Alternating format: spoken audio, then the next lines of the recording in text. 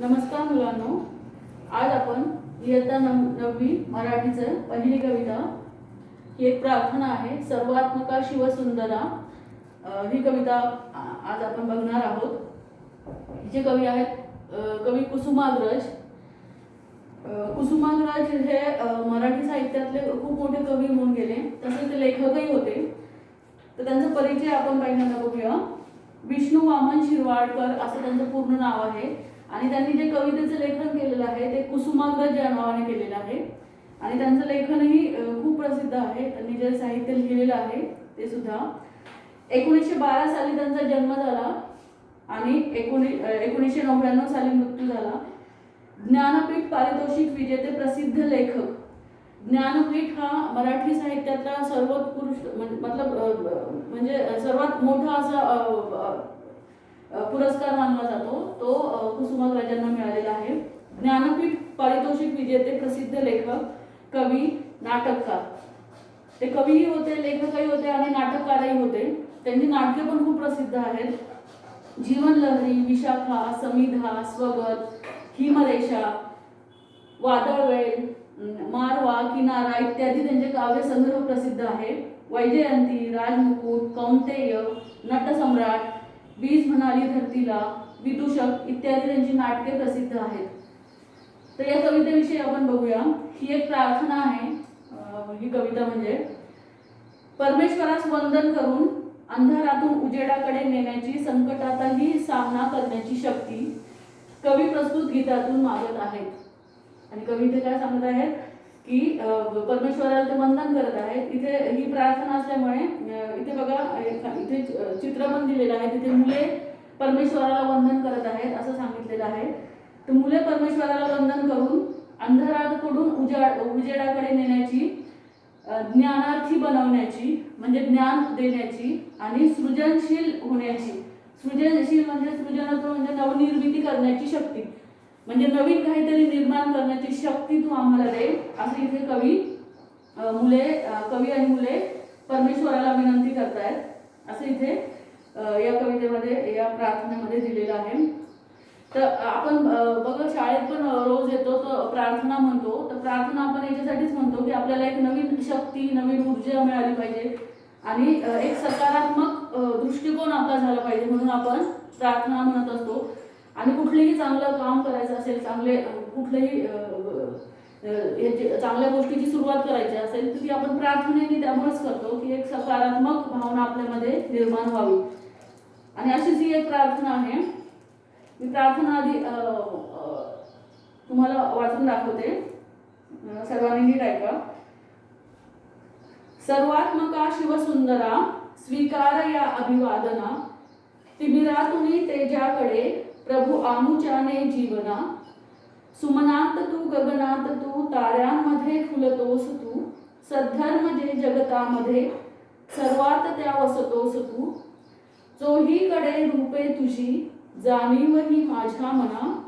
सर्वात्मका शिवसुंदरा, स्वीकार या अभिवादना.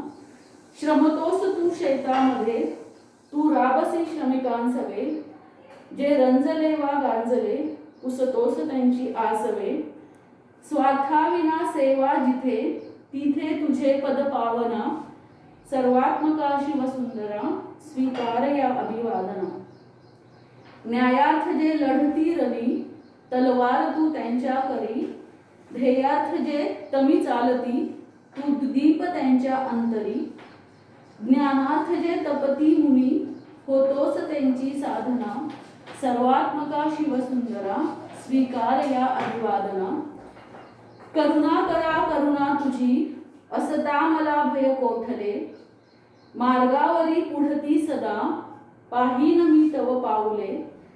सृजनत्व या हृदयामध्ये, नित जागवी भीती विना. सर्वात्मका शिवसुंदरा, स्वीकार या अभिवादना.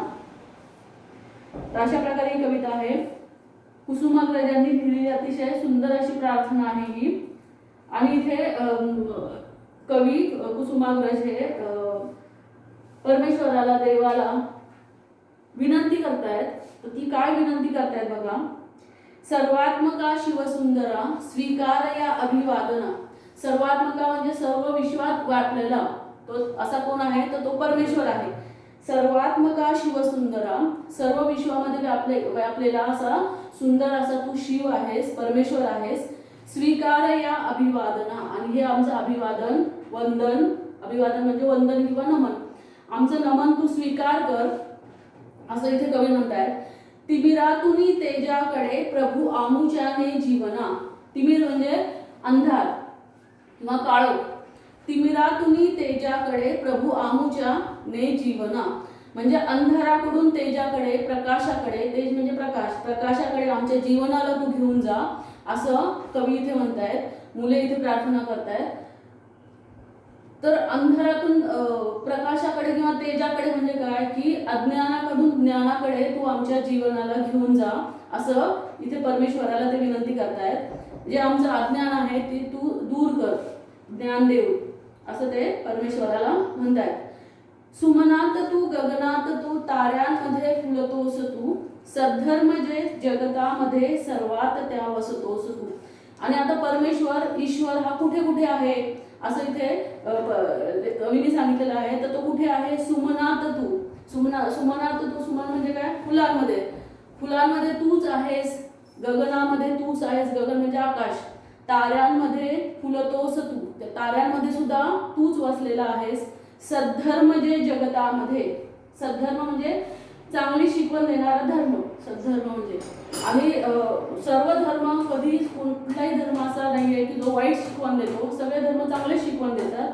सद्धर्म जे जगतामध्ये, जे चांगलं आहे, जे काही चांगलं आहे, सर्वात त्या वसतोस तू, आणि त्या वसणे म्हणजे राहणे, या सगळ्यांमध्ये, त्या चांगल्या, सगळ्यात चांगल्या गोष्टींमध्ये तूच वसलेला आहेस, तूच आहेस, असं इथे कवी म्हणतायत.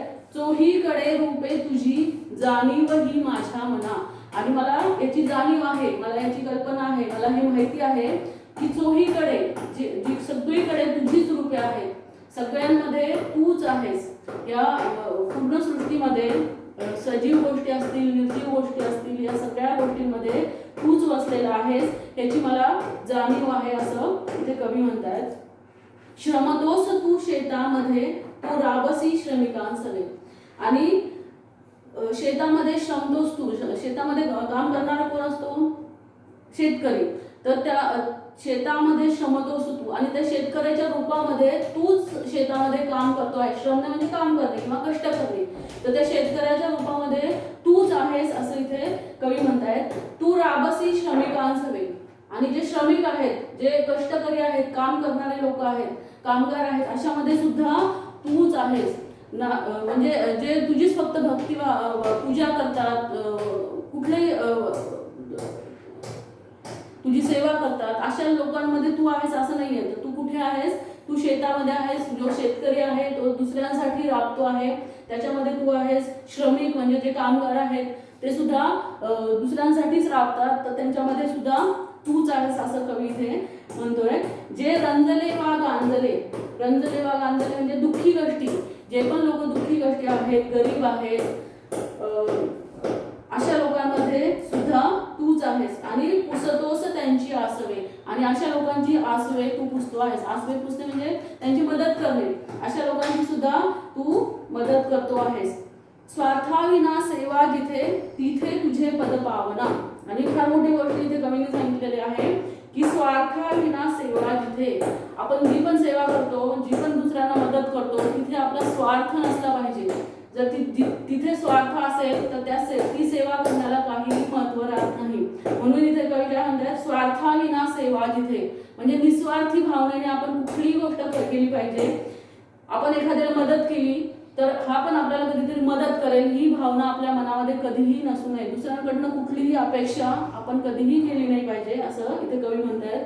स्वार्थाविना सेवा जिथे, तिथे तुझे पद पावना, आणि तिथे तुझे पवित्र पाय आहेत, म्हणजे तिथे तूच आहेस, असं इथे कवी म्हणतायत. न्यायार्थ जे लढती रणी, आणि स्वतःच्या न्यायासाठी जे रणांगणात सुद्धा लढतायत, तलवार तू त्यांच्या करी, आणि खरंच न्यायासाठी जे लढतायत ना, त्यांच्या हातातली सुद्धा तलवार तूच आहेस, त्यांच्यामध्ये सुद्धा तूच वसलेला आहेस, तूच आहेस, असं इथे कवी म्हणतात. ध्येयार्थ जे तमी चालती, आणि आपलं ध्येय गाठण्यासाठी आपलं उद्दिष्ट गाठण्यासाठी जे अंधारातून चालत आहेत, तमी चालत येतं, तमी म्हणजे अंधारातून चालत आहेत, तू दीप त्यांच्या अंतरी, आणि त्यांच्या मनातला तो दीप तू आहेस. म्हणजे त्यांच्या चालण्यामध्ये, त्यांच्या मार्गामध्ये कितीही दुःखे आली, कितीही संकटे आली, तर त्यांचा प्रकाश, एक प्रकारचं एनर्जी, चांगली पॉझिटिव्ह एनर्जी ज्याला म्हणू आपण, सकारात्मक ऊर्जा त्यांच्यामधली तूच आहेस, असं इथे कवी म्हणतो आहे. न्यायार्थ जे तपती मुनी होतोस त्यांची साधना. आणि खरंच जे ऋषी मुनी आपल्या भारतामध्ये आहेत आणि जे खरंच ज्ञानासाठी तप करतायत, ज्ञान ग्रहण करण्यासाठी तप करतायत, अशा लोकांच्या साधना, अशा लोकांची भक्ती सुद्धा तूच आहेस, आणि त्याच्यामध्ये सुद्धा तूच आहेस असं इथे कवी म्हणतायत. ज्ञानार्थ जे तपती मुनी होतोस त्यांची साधना, आणि त्यांची साधना सुद्धा तूच होतो आहेस. त्यांना त्यांच्या साधनेला, त्यांच्या भक्तीला यश प्राप्त करून देण्याचं काम सुद्धा तूच करतो आहेस असं इथे कवी म्हणतात. कारण ते ज्ञान फक्त स्वतःसाठी प्राप्त करत नाही, तर ते समाजाला किंवा दुसऱ्या लोकांना देण्यासाठी ते ज्ञान प्राप्त करतात. म्हणून त्यांच्या ज्ञानासाठी जे मुनी तपस्या करतात, साधना करतात, अशी साधना सुद्धा तूच होतो आहेस असं इथे कवी म्हणतायत. आणि त्यांना त्याच्यासाठी यश प्राप्त करून देण्याचं काम सुद्धा तूच करतो आहेस. करुणा करा करुणा तुझी असता मला भय कोठले. आणि करुणा करणारा असा परमेश्वर खरंच दयाळू आहे. करुणा करा करुणा तुझी, आणि तुझी करुणा असताना, तुझी दया आमच्यावर असताना, तुझी माया आमच्यावर असताना मला भय नाही, मला कुठलंही भय नाही. कारण मला माहित आहे की मी एक चांगल्या मार्गावर चालणारा व्यक्ती आहे, आणि तू जो चांगल्या मार्गावर जे लोक चालतात, जे कधीही स्वार्थाचा विचार करत नाही, अशा लोकांच्या पाठीशी तू कायम खंबीरपणे उभा असतो, हे मला माहिती आहे. म्हणून मला असता मला भय कोठले, आणि तू तिथे असताना मला भय वाटत नाही, मला कुठल्याही गोष्टीचं काय म्हणतात त्याला, भीती वाटत नाही असं इथे कवी म्हणतायत. मार्गावरी पुढती सदा पाहीन मी तव पावले. आणि अशा मार्गावरती चालताना मी तुझीच पावले पुढे पुढे बघत राहील. म्हणजे तुलाच आठवून मी माझं जे पण ध्येय प्राप्त करेल ते तुलाच आठवून मी करेल, आणि मला कुठलीही भीती त्या मार्गावर नसणार आहे. म्हणजे माझ्या जीवनामध्ये कितीही संकटे आली तरी मी ती पार करू शकेल, कारण तू माझ्यासोबत आहेस ह्याची मला पूर्णतः जाणीव आहे. एक कविता आहे बघा, रवींद्रनाथ टागोरांनी सुद्धा लिहिलेली एक कविता आहे. तिथे त्यांनी असं विनंती केलेली आहे देवाला की देवा तू माझे सगळे दुःख कष्ट दूर करू नको, म्हणजे दुःख कष्ट मला देऊ नको असं मी तुम्हाला म्हणत नाही, परंतु ते दुःख कष्ट दिल्यानंतर त्याच्याशी लढण्याची शक्ती फक्त तुम्हाला दे, असं रवींद्रनाथ टागोरांनी म्हटलेलं आहे. आणि तेच इथे पण अपेक्षित आहे की आपल्यावरती दुःख किंवा कष्ट हे आपल्या जीवनात येणारच आहेत, परंतु ती दुःख त्याचा सामना करण्याची शक्ती आपल्याला परमेश्वराकडे मागायची आहे. म्हणून इथे कवी म्हणतायत की मला माहित आहे की तू कायम आमच्या सोबत आहेस, कारण आम्ही सत्याच्या मार्गावर चालणारे आहोत. सृजनत्व या हृदयामध्ये नित जागवी भीती विना. सृजनत्व म्हणजे नवीन निर्मिती करण्याची शक्ती माझ्या मनामध्ये, आमच्या मनामध्ये सृजनत्व या हृदयामध्ये नित जागवी भीती विना. आणि सृजनत्व म्हणजे नवीन काहीतरी निर्माण करण्याची शक्ती, ऊर्जा किंवा आम्हाला दे असं इथे कवी म्हणतात. आणि कुठलीही भीती आमच्या मनामध्ये असू देऊ नको त्याच्यासाठी, नवीन निर्मिती करण्यासाठी असं इथे कवी विनंती करतायत देवाला. अतिशय सुंदर अशी कविता कुसुमाग्रजांनी लिहिलेली आहे.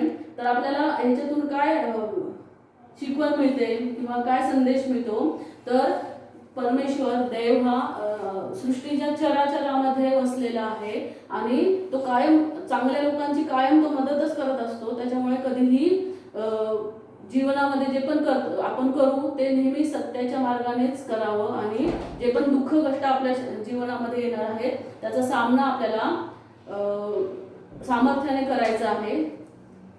आणि त्यांच्या मागे नेहमी परमेश्वरच असणार आहे. त्याच्यामुळे कधीही आपल्या जीवनाचं जे ध्येय उद्दिष्ट आहे ते कधीही आपल्याला सोडायचं नाही आहे. आणि सगळ्यात महत्त्वाचं म्हणजे श्रम कष्ट हे आपण दुसऱ्यावर कधीही स्वावलंबी आपण नेहमी राहायचं आहे, दुसऱ्यांवर कधीही अवलंबून राहायचं नाही आहे. आणि अशा लोकांच्या पाठीमागे जे सत्य लोक आहेत, जे कायम सत्याच्या मार्गावर चालतात, जे नेहमी कष्ट करतात, जे नेहमी कधीही स्वार्थाचा विचार करत नाही, अशा लोकांच्या पाठीमागे नेहमी परमेश्वर असतोच असं कवीने इथे सांगितलेलं आहे. तर अशा प्रकारे ही प्रार्थना आहे, कविता आहे. तर ही प्रस्तुत कविता ही फक्त काव्यानंदासाठी आहे. इथे तुम्हाला याची प्रश्न उत्तर परीक्षेमध्ये येणार नाही आहेत, त्याच्यामुळे ही कविता तुम्हाला तालासुरामध्ये पाठ करायची आहे. आणि तुमचे जेव्हा तोंडी परीक्षा वगैरे होतील त्यावेळेस तुम्हाला ती म्हणून दाखवायची आहे. म्हणून ही कविता, ही प्रार्थना सगळ्यांनी पाठ करायची आहे. तर इथे आपली ही कविता संपते. धन्यवाद.